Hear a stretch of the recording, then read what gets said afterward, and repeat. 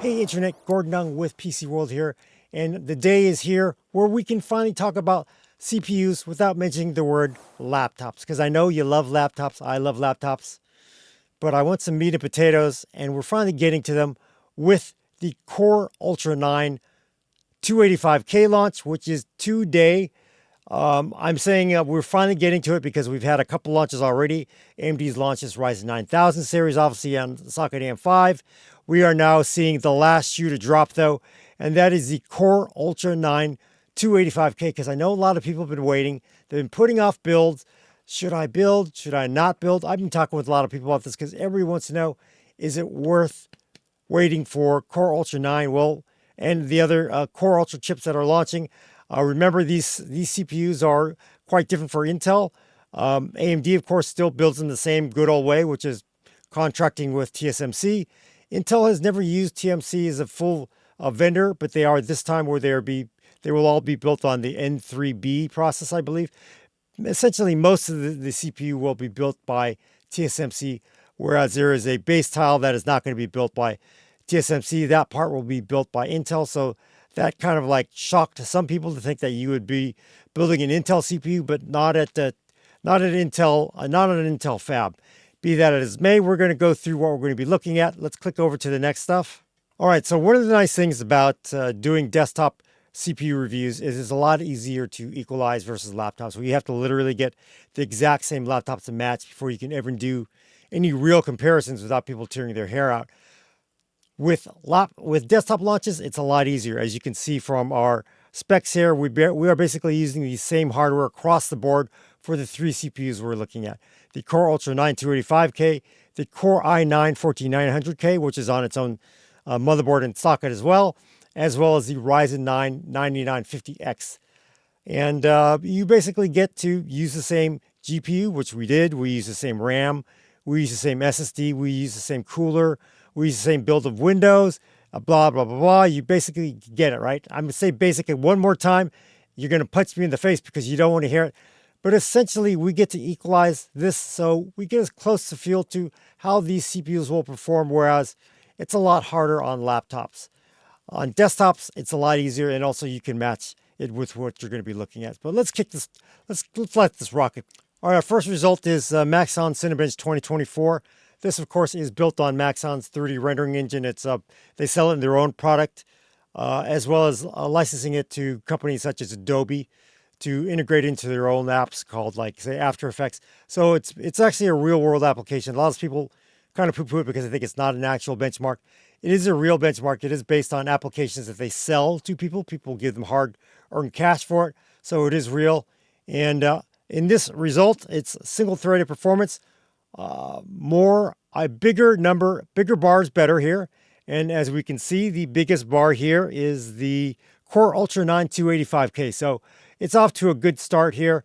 I wouldn't say it blows away the competition, but when you're looking at, the Ryzen 9 9950X is a very, very good multi-threaded CPU, but the Core Ultra 9 is outpacing it by, about 3%.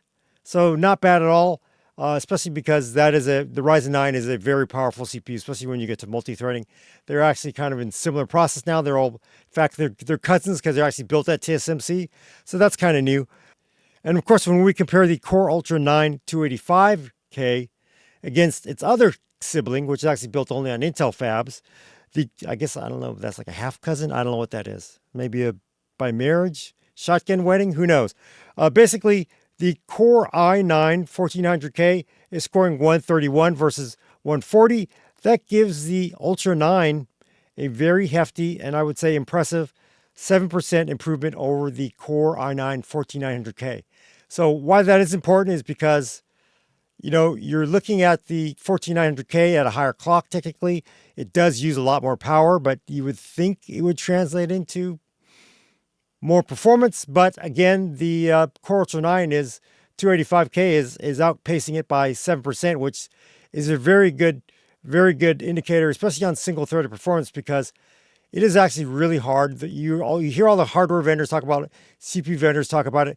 It is very, very hard to squeeze single-threaded performance out of these new chips. The limits that we're hitting with the process. So to be able to get here and to get, 3% or 7% is pretty good, pretty good. Okay, up next is Cinebench 2024 NT. That's a fancy way of saying using all of the cores on the CPU. Are there any reasons you would want to not use all the cores on a CPU with these? Probably not. Maybe if you wanted to dedicate some cores to another task while you're doing something else, possibly. But honestly, most of the people are going to be using Cinebench, again, implying 3D modeling. They're going to want to crank it up, fire all those cores at the workload they're doing, and be done with it faster. That's what I'm going to imagine most people want to do. Bigger bar is better. And as we can see, the bigger bar here is, again, the Core Ultra 9 285K with a very, very decent 12% advantage over the 14900K. I would say that is very hefty. Again, 12% when you're looking at what was Intel's best performing desktop CPU previously is nothing to sneeze at. That is really good performance coming out of the new Core Ultra 9. And I guess we're seeing that actually new TSMC process really pay off here. And of course, you're running against Team Red. You're looking at about 6.7% versus 285. And again, 7%, nothing to sneeze at. That is a really good performance. Leadership when you're looking at all core loads for these CPUs. All right, I know people were wondering, do we really need another 3D rendering benchmark? I would say yes, we do. We don't need the 5 that we used to run. We could get away with running the 2 that I think I'm comfortable with these days. This next one is Blender 4.2.0. It is basically an open source benchmark built on the Blender benchmark. It's actually gaining a lot of steam by people who just simply want to do 3D modeling. It goes everywhere from hobbyists up to actually, people who are very serious about doing 3D modeling and they don't want to pay the big bucks to pay for these high-end renderers. So I think Blender is a great place to kick this off. And you're actually looking at the results of multiple different tests. So you're seeing the 3 bars, and that is because we're seeing 3 different Blender loads. One is Monster, one is Junk Shop, one is Classroom. Obviously, the lighter one is Classroom. Monster is the one that's the heaviest, the harshest one to run. And the winner is the Ryzen 9 9950X, which is kind of what I've seen in the past. Blender does really well on Ryzen 9, and actually generally, if you were to look at, say, if you were to look at other 3D modeling benchmarks that are out there, you'd actually find this benchmark to be closer to those results than you would with Cinebench. But I want to throw Cinebench in there because everybody's been using Cinebench for such a long time. I think it's very valuable. But Blender 4.2.0 is actually probably as valuable, if not more valuable, because a lot of people are really looking to save money these days, and they are doing it as hobbyists. So the Blender 4.2.0, I think, has a lot of value. But let's keep going because there's more stuff to get to. We're not only going to stick to 3D models because there's other stuff that people are doing, these big, fat, powerful multi-core CPUs. That is Handbrake, which is basically a free open source transcoder. Lets you convert your videos. I've been using it. It's a great tool to have, especially if you're running it for free. Again, you can go in there. You can task it with converting video, transcoding it. Things that would be very expensive in the past, and you're getting it all for free. Open source community doing a great job with Handbrake 1.2. And we are basically running this. There it goes, basic again, using the very fast 4K AVI preset, AV1 preset, and the very fast 4K HEVC preset. Winner, shorter bars are better. I'm glad we called that out because that is good to know. You can see Core i9 1400K very much showing its age. It's an older process. It's had a hard time keeping up with AMD, and it shows up here again where it's having a hard time keeping up in these 2 presets. And basically the leader is Core Ultra 9 285K, which is that shorter bar for very fast 4K AV1. Again, not bad at all. And then when you're looking at the second place, Core i9 14900K. So again, that's very good. And I did a brain fart here. What you have to remember with Handbrake is open source means anybody can contribute to it. And Intel has contributed to open source a lot over the last decade and a half, if not longer. And you're seeing the results of that where with AV1, the AV1 presets, it's actually doing quite well. And that very fast 4K AV1 is outpacing the 9950X as well as outpacing the 14900K. And we're also seeing it slightly outpacing it, but really it's a tie with that Core Ultra 9 285K and that very fast 4K HEVC encode, right? Because that is really close. We could break this down looking at i9 1400K or looking at 9950, but I would say if I were to judge this, it's pretty damn close. Those other two CPUs were really close. The good news here, though, is that Core Ultra 9 285K running Handbrake. Again, we are taking advantage of probably QuickSync. Oh, actually, no, we're running this on AV1. It does not, I don't believe we're running QuickSync on here, but we are favoring the Intel architecture because they have put a lot of work into Handbrake, and it's showing off here where they're simply outperforming Ryzen 9, which is brand new, as well as outperforming the slightly older Core i9 14900K.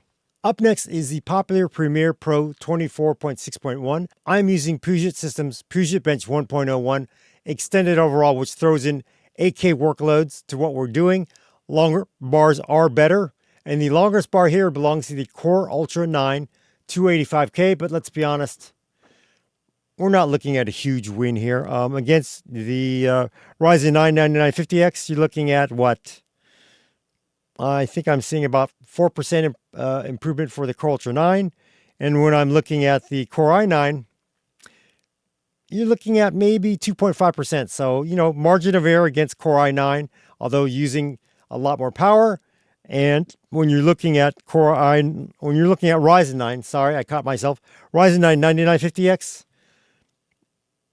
I think I'd call it 4% win, a huge win. I'd call it kind of close, almost dead even. But let's keep going. Let's look at some sub scores. Maybe that'll help clear things up a little bit. I'm not sure it will. Again, this is Premiere Pro. We're going to be clicking on to the next slide. All right, let's check out some of these sub scores that are pushing the Core Ultra 9 ahead of the pack. And it looks like it's very much the performance on long op. The Intel Core Ultra 9 285K, possibly from the better GPUs that are in the Core Ultra 9 over the Core i9. The media engines are simply more powerful, and you're looking at 110 versus 102 for that Core i9 14900K. Nothing to sneeze at. And it really sort of plasters that Ryzen 9 9950X, which is our long op performance is 88 versus 110, which is probably a pretty good punch in the face for that Ryzen 9 versus that Core Ultra 9 CPU. And you can also see that it does pretty well against the Ryzen. The Core Ultra 9 does pretty well against the Ryzen in raw performance, as well as in the interframe and GPU effects, although not the overwhelming might that you are seeing in the long op performance. It's really that long op. It's something we should probably look at to see if there's any other codec magic that Intel is pulling out. I think they are.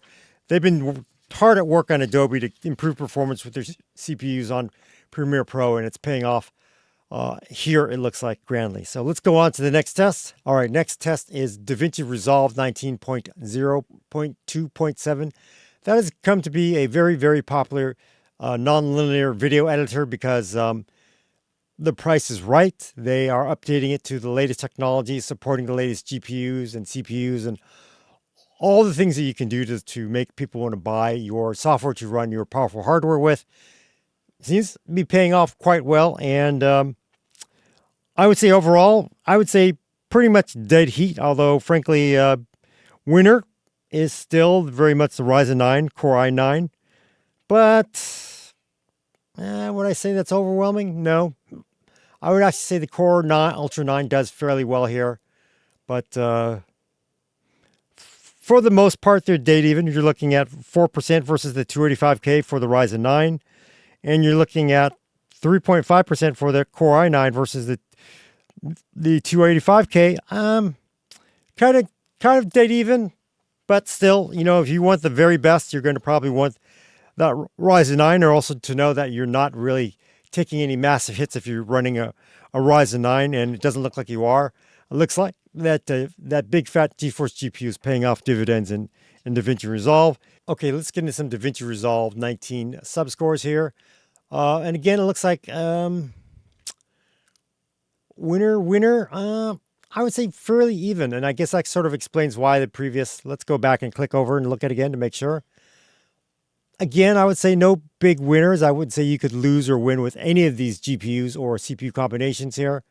Again, click back to the first slide if you want to see the GPU combinations, the other hardware we ran, but not a big difference. They all shine very well, and frankly, the performance and the subscores also show that they all shine quite well here as well. You can't lose really with any of these high-end CPUs, which is probably the reason why they're all about $500 to $600 CPUs. So if you're a video editor, you can't really make a wrong choice, it looks like at this stage. We'll see if that changes as time goes on, but for now, I'd call it a wash. Let's keep going. All right, up next is Adobe Photoshop 25.12. Again, we're using Puget Systems Puget Bench 1.01. Bigger bar is better, and the biggest bar here is Ryzen 9 9950X.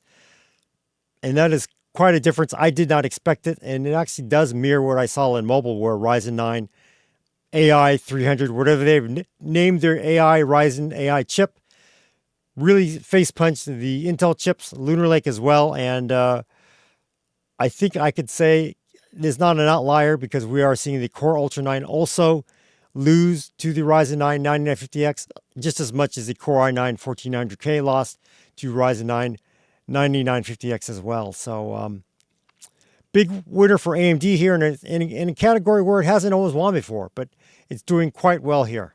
Okay, let's dig into some subscores and see if we can get a little more data out that might help us decide what is going on here. Obviously, the thing that looks common to me is Core Ultra 9 285K is pretty much dead even with Core i9 14900K. I would say you can't lose with either of those CPUs or GPU combos. That might change as we go on with time, but for what it is, Core Ultra 9 does pretty well, and that's, considering that it definitely has a core disparity with Core i9. That's a good savings, good showing for the Core Ultra 9 CPU against Core i9. But when you're looking at Core 9 9950X, looking at that general and filter subscores, it's all over for Ryzen 9 is pulling ahead of the Core Ultra 9 and Core i9 14900K at a good clip, right? You're looking at 10 to 15% between these CPUs easily. So I've not seen that kind of disparity in Photoshop before. And, enjoy it while you got it, folks, because this looks good for whatever AMD did with Ryzen 9000. It's paying off dividends here. Okay, the good news, gamers, is we're done with all the applications. Yep, we're going to move on to gaming. We're not going to get heavy duty into the gaming scene. We're going to run a few games that we've isolated where we think they're useful to give you insight into how well these CPUs perform in gaming. But by all means, please look at other reviews out there to see if there's something that can help you make a good buying decision based on your needs as a gamer, your needs as a content creator. If you are a heavy-duty Photoshop person or 3D render, again, you want to look at those other reviews. Our stuff is really mostly concentrated for, content creation, which Photoshop would count there. But this, we're just going to get into the games. And the first one is 3D Mark, brand new benchmark, Steel Nomad. A little bit underpowered for these CPUs and GPUs, but it's a GPU benchmark, and if it's working right, they should all give you the same score. And we are basically getting the same score across the board, which tells us 3D Mark Steel Nomad is working as it should, right? Because that's what should happen if you are running a 3D gaming limited benchmark. Next up is Cyberpunk, and we can see that the Core Ultra 9 285K, bigger bar is better, and it's actually losing slightly to the Core i9. I would say about 3% from the looks of it versus that Core i9 14900K. Nothing to sneeze here. I would say that's basically dead even again. Although when you look at that Cyberpunk 2770 score for Ryzen 9 9950, that is pretty scary because you're looking at 197 frames per second versus 161. So that's about an 18-19% improvement for the Ryzen 9 over the Core Ultra. And that's not a good look for people who care about games on these high-end CPUs and GPUs. But we'll take it as it is. We're basically not winning any contests with Cyberpunk in gaming today. Okay, we're almost down to the end for gaming. And as you can see, we're running F1 2023, 1080p, high preset, no upscale, no ray tracing, and this is running the Bahrain map. bigger bars are better, and you can see we're fairly close. You know, cousin to cousin. You're looking at Core Ultra 9 versus Core i9 1400K, about 3% basically margin of error. Again, this is a better showing for Ryzen 9 9950X. We are seeing that the 9950X is outpacing that Core Ultra 9 by maybe 13, 14%. So that's a good showing for the Ryzen 9 over the Core Ultra 9. And you would have expected this benchmark to not make that much of a difference because most games are not heavily multi-threaded, but who knows? Could be architecture, could be something going on. And again, the whole slew of charts that Intel and AMD have shown off, it's basically 20 to 25 games that they pulled down to show you how the games perform, how they present. And it doesn't look like this is probably one of the games that would make AMD's chart, or would not make Intel's chart, but it probably would make AMD's chart. Let's keep going though, folks. Last couple of charts before we pull into the station. We are looking at Tom Clancy's Rainbow Six Siege. This is an older game, 1080p, DX11, Ultra preset, and this is with the 50% render. So that's the default setting for Ultra. And you're looking at a massive 683 frames a second for that Ryzen 9 9950X. So that pretty much blows out basically the Core Ultra 9 and the Core i9 14900K. That's what I would say. I say it's a pretty big blowout myself, and I don't see how else you could cut it, but maybe there's something else to come. There are different memory differences. You know, Intel does have some CUDIMM stuff they can run. I'm going to show you the results of that later. Not a lot that's going to change the balance of things, but something that you want to think about as we move forward. Let's keep going on to the very, very last slide. All right, our last gaming benchmark is Total War Warhammer 3. We're running that at 1080p, Ultra preset, no upscale, no ray tracing. That is the battle map, I imagine, and the 285K, it comes in second. On top is the Core i9 14900K at 261 frames a second. 257 seconds for the Core Ultra 9, so essentially a dead even match. And when you're looking at Ryzen 9 9950X, you're looking at, well, pretty close. I would give this, both of the Intel CPUs pretty much dead even scores. Those are within margin of error. And the Ryzen 9 is definitely behind on these CPUs, which is the reason why gamers got a little freaked out when the Ryzen 9000 came out, because it wasn't what exactly they expected. I guess this isn't what they expected either, because clearly the Ryzen 9 is not going to win any battles here.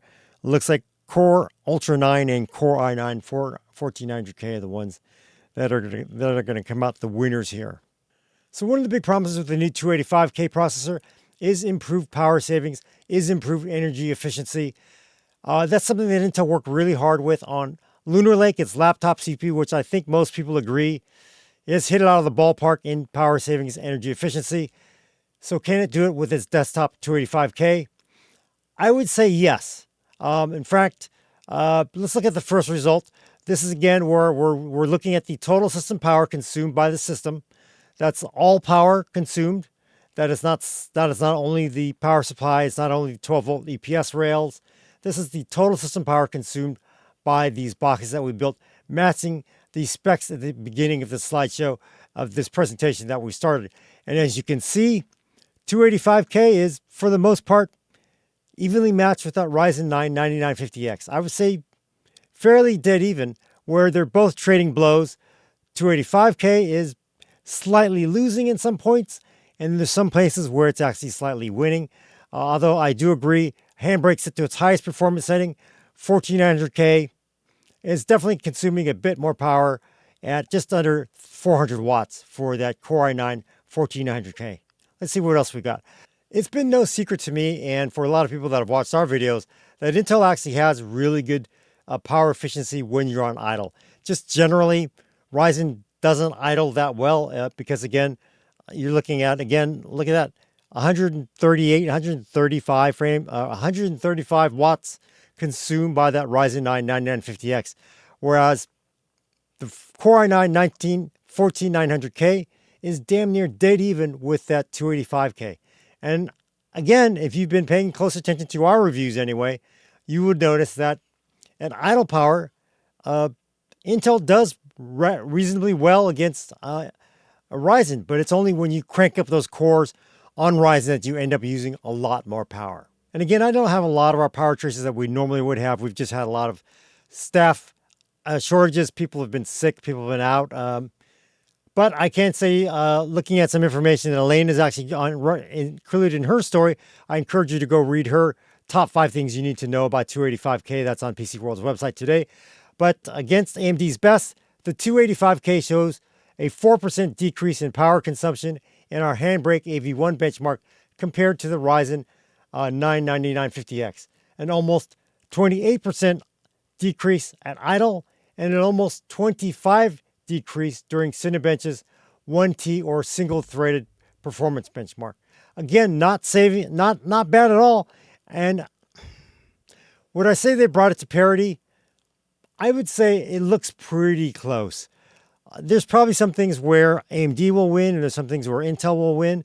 But I would say, for the most part, moving on to TSMC fabs have helped tame the beast and has helped Intel get the power efficiency at least closer to what a sane person would want.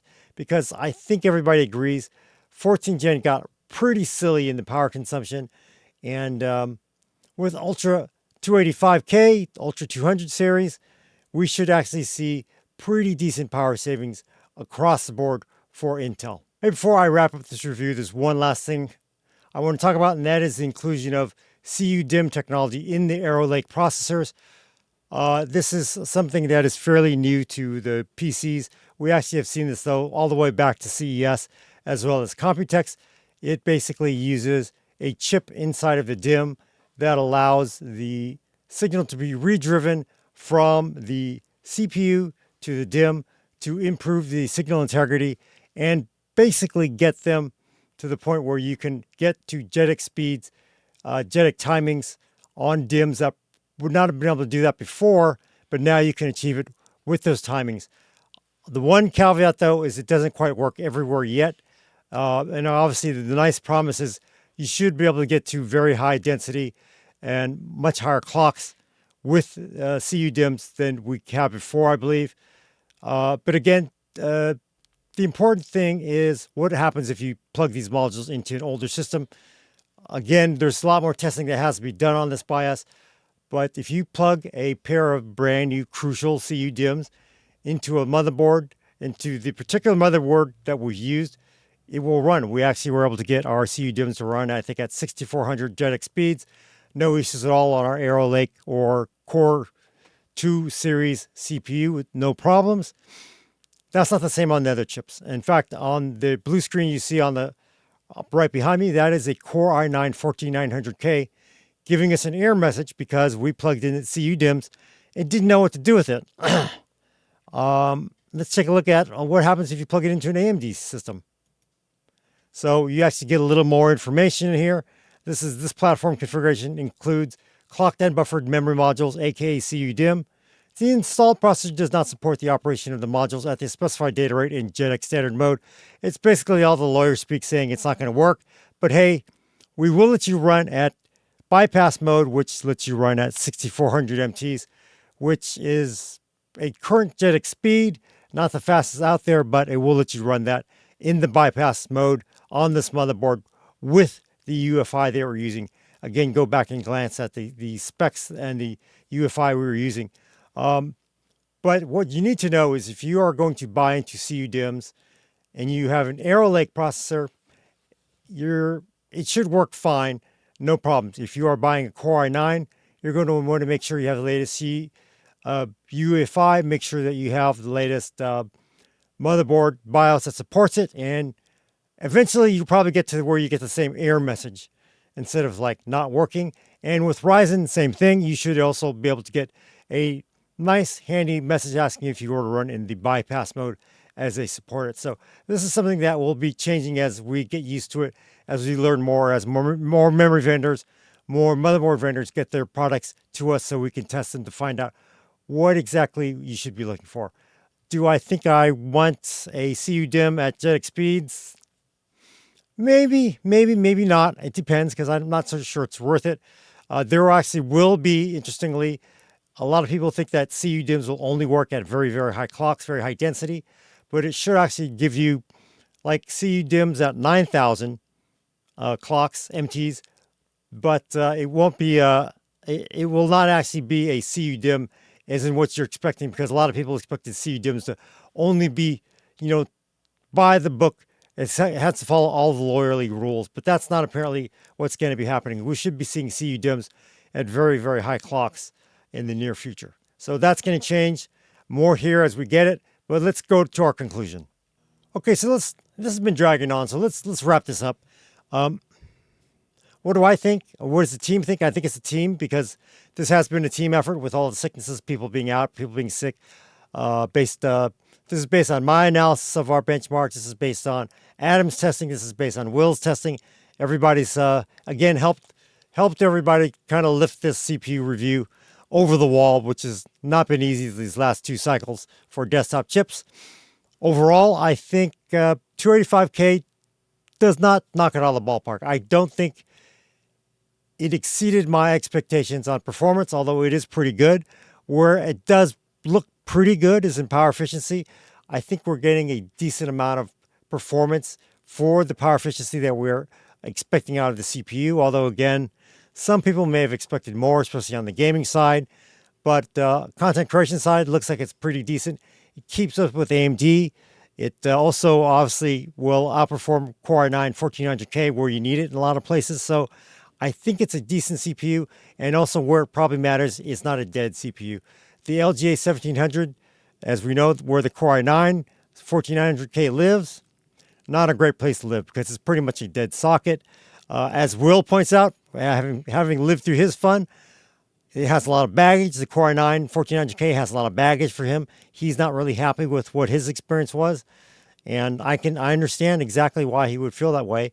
And we, of course, also have Ryzen X3D coming around the corner. So that's going to make everybody go like, maybe I'll have to wait for that now. Yeah, you might have to wait because maybe there is one more shoe to drop. Unfortunately, I wish that were sooner, but it is at least coming this year, it looks like. So that's better than waiting another year for the thing to come out. If you're into gaming, for content creation, it probably is not going to matter as much. So I think I would be okay with a 285K in a brand new socket for a couple of years. However, it does bug me that I don't think I saw the performance I was expecting in some areas. I really thought some of the content creation areas would be a little stronger. But, maybe there's more benchmarks to be run to get a better feel for it. But overall, it does do pretty well. Is it a game changer? No. But the good news is 285K, 9950X, those are 2 brand new CPUs. If those are your choices, you're in pretty good shape because you're really getting really good chips with the latest technology attached to them. And I think that's not a bad place for most people to be. So that's where we're at today. That may change as we see again, where we're going to find out more about CUDIMMs. We're going to see more from motherboard vendors. We're going to see more performance and other applications that people will be testing. So it's never over till it's over. But overall, the battle still continues. I think 285K is going to be what's going to carry Intel forward. Maybe the newer chips will get them a little further, but for what it is now, I say okay. We're in an okay spot, especially again, your choice is 2 really powerful, really good CPUs that we're picking from. So I wouldn't worry too hard about that. And that's really not a bad place to live. But again, please come back to PCWorld.com to read the stories, as well as come back to PCWorld's channel to see more on the latest Intel and AMD CPUs.